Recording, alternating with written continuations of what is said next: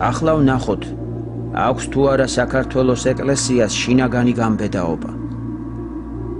1888 წელი ალექსანდრე მესამე ჩამოვიდა საქართველოში. ქუთაისაც ესტუმრა. გაემართა ტაძრისაკენ სობოროს რომ ეძახდნენ. შევიდა ამალის თანხლებით ტაძარში. შესდექ რუსეთის ხელმწიფეო.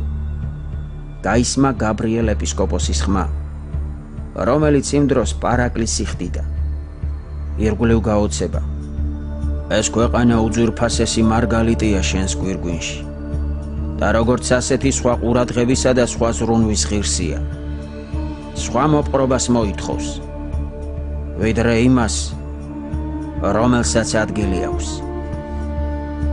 შესდექ რუსეთის ხელმწიფეო. არა მგონია მსოფლიო ისტორიაში მოვნახოთ ასეთი გაბედული მიმართვა თვითმპყრობელისადმი.